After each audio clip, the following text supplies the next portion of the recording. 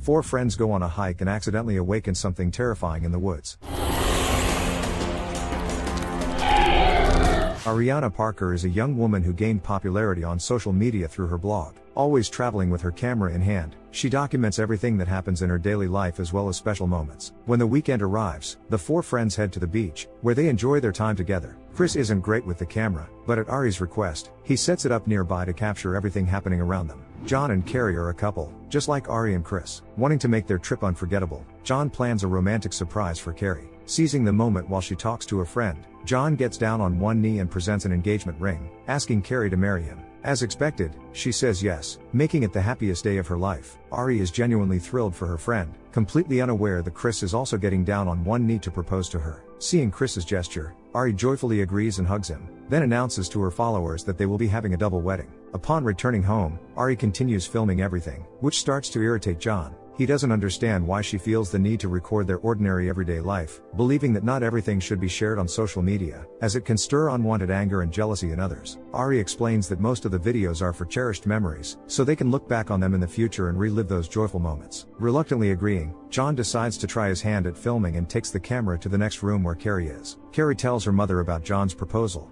but she doesn't get the understanding she hoped for. Her mother reacts negatively, claiming that Carrie won't be happy and that the marriage will eventually fall apart. John supports Carrie during this tough time, assuring her that she will make a wonderful wife. He is confident that Carrie will never be like her mother, who is cold and unsupportive, unable to celebrate joyful moments or provide comfort during hard times. Returning to his friends, John films Ari and Chris, urging them to be more reserved, so their future kids won't see the circumstances surrounding their conception. A little while later, the friends hurry to leave Seattle, catching a ferry to an island nearby where Ari's parents live. Barely making it onto the ferry and finding seats, the two couples bid farewell to their beloved city and set off for exciting new adventures. Late in the evening, they arrive at Ari's parents' charming home, who have heard about her engagement to Chris. Alan and Margot have prepared a festive gathering dinner to discuss the details of the upcoming wedding. During dinner, Ari and Carrie recount the memorable details of the day when Chris and John proposed to them. Alan, like his daughter, loves capturing everything on camera and enthusiastically engages in the exciting conversation. Ari tells her parents that the four of them want to go on a small hiking trip and have already picked a scenic trail. Carrie's mother suggests choosing a different route since this one is too daunting for inexperienced hikers. The girls find this sudden concern suspicious and ask her to elaborate. Margot admits that the problem isn't just the difficulty of the trail but also the legends associated with it. Centuries ago, a group of Scandinavian settlers ventured deep into the woods to establish their home. As they delved further, they encountered a malevolent entity known as the Forest Witch. Whether it was a devil or a forest spirit, no one knows, but it wiped out all the settlers, sucking their souls from their bodies. Both Ari and her father are skeptical of Margot's story, but she urges her daughter to believe her and not go there, suggesting they pitch their tent somewhere else. Trying to calm her mother, Ari lies and promises to find another, safer route for the weekend. Shifting away from the unsettling topic, Margot asks her daughter and her best friend to show off their engagement rings. Later, Alan chats with the future grooms, acknowledging that marriage isn't just about happiness but also a serious trial that requires preparation.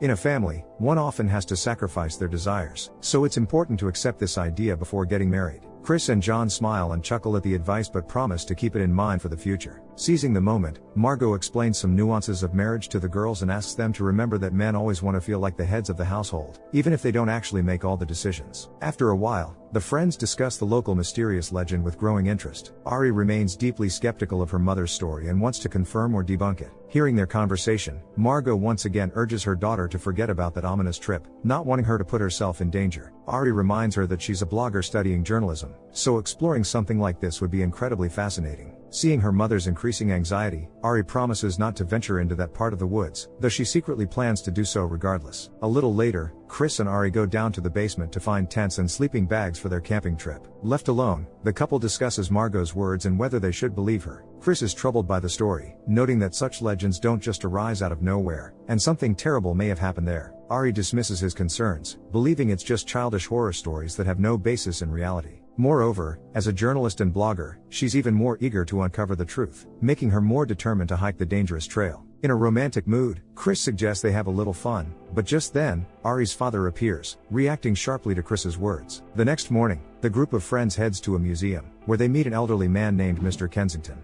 Ari is eager to learn more about the legend and its reality, so she asks the man to share everything he knows. Mr. Kensington confirms that such a legend exists, but technically, the creature should be called not the Forest Witch, but Hel, the Scandinavian goddess of the underworld. He possesses an ancient book that has been passed down through generations, detailing everything about hell, from how to summon her to how to end her life. Despite her skepticism, Ari asks her friend to distract Mr. Kensington so she can examine the book. It has a special lock to keep outsiders from opening and reading it, but Ari manages to take photos of several pages. Realizing that the group is planning a trip to dangerous places, Mr. Kensington tries to dissuade them, but the friends hurriedly leave. The old man notices they have taken his book and aggressively chases after the young people, but they escape in their car. On their way to the woods, Carrie studies the photos and translates the text written in Old Norse. The book reveals everything about hell, explaining who she is and how dangerous she can be. Hel has repeatedly declared war on Odin, the father of Thor and Loki, but has always lost and ended up imprisoned. After one failed attempt, she was banished from her realm and became the goddess of the underworld, transforming into a terrifying tree. Hel can remain dormant for hundreds or even thousands of years, but she can be awakened with a special incantation. The book warns that this could have dire consequences, but the curious Ari isn't scared at all. She firmly believes these are just legends and myths with no connection to reality, but she wants to confirm this through experimentation. Before long, the four friends arrive at the edge of the forest and park their car nearby. Taking their tents, sleeping bags, and other necessary gear, they set off on their hike. Excited about the adventure, the two couples enter the woods and quickly make their way along one of the dangerous trails. Thinking this trail will lead them to hell, Ari decides to record a video next to a massive, eerie tree, declaring the start of their witch hunt. Remembering that not only her followers but also her parents might see this video, Ari lies on camera, claiming that it's safe and they aren't on the trail her mother warned her about. As they continue deeper into the forest, the friends actively discuss this and other intriguing legends, trying to discern what is real and what is fiction. The guys, like children, believe most of the stories and don't rule out the possibility of encountering mythical Bigfoot. Ari and Carrie react with playful mockery, asserting that all supernatural things are merely fabrications of horror movie screenwriters. Soon, the group finds a cozy clearing and decides to spend the night. Setting up a little friendly competition, they race to pitch their tents, boasting about their sizes and available amenities. In the evening, Chris, John, Carrie, and Ari gather around the campfire to discuss their future plans and share their aspirations. Chris dreams of being a musician but will work in an office instead, as that's what his fiancée wants. She needs real income, not potential fame.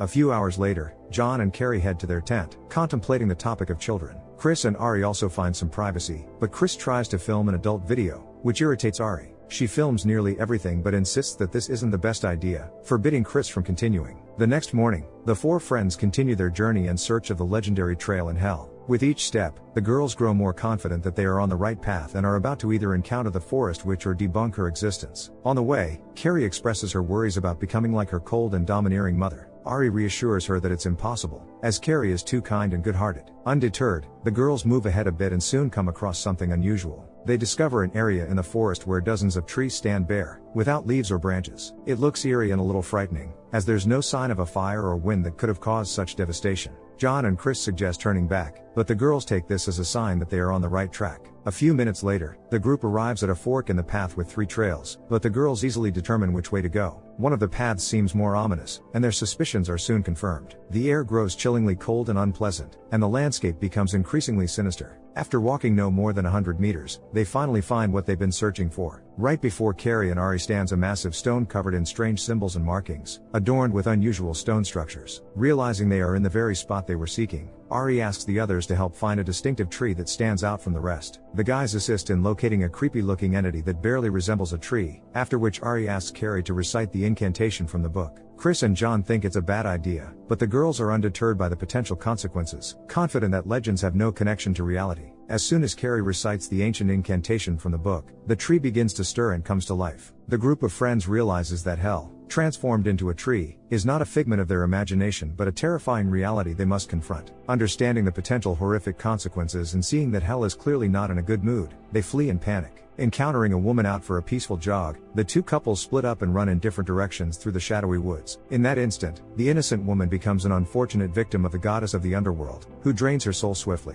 Meanwhile, Mr. Kensington senses something has occurred in the forest as the green stone in his book begins to glow brightly. Without looking back, Carrie and John try to escape as far as possible from the monster. Hearing that the forest witch has awakened and is now restless, they take a moment to catch their breath before continuing their escape, desperately searching for a way out of the woods. Meanwhile, Ari and Chris find themselves in a difficult situation as hell is very close, forcing them to hide behind a tree. Not finding the people who awakened her, the goddess of the underworld simply vanishes, but it soon becomes clear that she can teleport, making it nearly futile to try to run away from her. Despite all the challenges, Ari and Chris use the terrain to their advantage as they evade her. They carefully retreat from the site of the encounter and hide in the bushes. Ari is shocked by what's happening but can't miss this extraordinary moment. Being a blogger and journalist, acting with utmost caution, she frequently raises her camera to document the events and provide evidence of the forest witch's existence. Hearing that hell is getting closer, Ari and Chris continue to run, unaware of what's happening to their friends. Ari refuses to abandon her friend in danger and suggests they find her. Chris, however, is only thinking of himself and insists they forget about John and Carrie. Moreover, he blames Carrie for what happened, arguing that she's the one who recited the incantation and brought hell to life. In contrast to Chris, Carrie and John can't betray their friends, hiding and comforting each other in this difficult time. The couple is determined not to leave the forest without Ari and Chris. Navigating through mud, swamps, and dense underbrush, they decide to turn back to find their friends and help them. John and Carrie call out loudly when they suddenly hear their friend responding, indicating she is still alive. Following the sound, the two couples keep moving to avoid being caught by hell.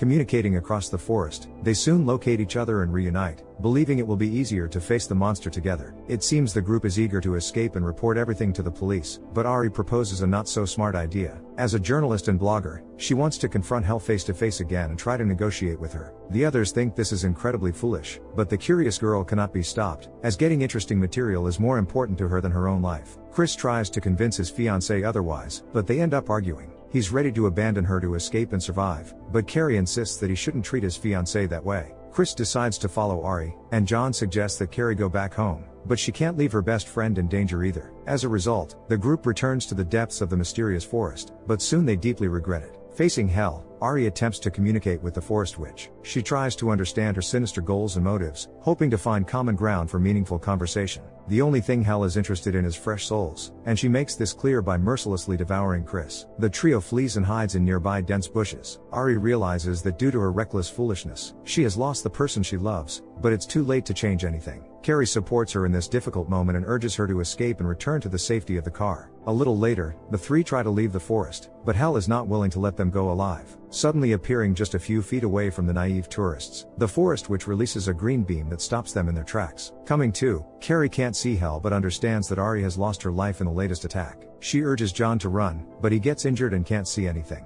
It seems like the end, but Mr. Kensington arrives on the scene, trying to protect the couple with his book and an amulet featuring the green stone. The old man and Hell are old acquaintances. His family has protected the forest from the goddess of the underworld for generations. Mr. Kensington is willing to sacrifice himself, but he lacks the strength to confront Hell. Struggling to stay on his feet, he asks Carrie to recite the incantation that can take Hell's life. Unable to remember the phrase in Scandinavian, she says it in English, and surprisingly, it works. Just before turning to stone, Hell fires a beam at John, resulting in his death. Some time later, Carrie recounts these events to reporters. Soon after, she and Mr. Kensington return to the forest, but they cannot find the missing Hell. The girl receives the book and becomes the guardian of the forest. Over time, she acquires enough knowledge and skills to destroy the forest witch once and for all. Returning to the woods, she calls upon a troll and asks for help in tracking down Hell to confront her. What do you think? Can belief in myths and legends influence our perception of reality? Should we take myths seriously if there's a possibility of awakening monsters and gods in real life? Share your thoughts in the comments down below, give a thumbs up, and subscribe to the channel. See you in the next video.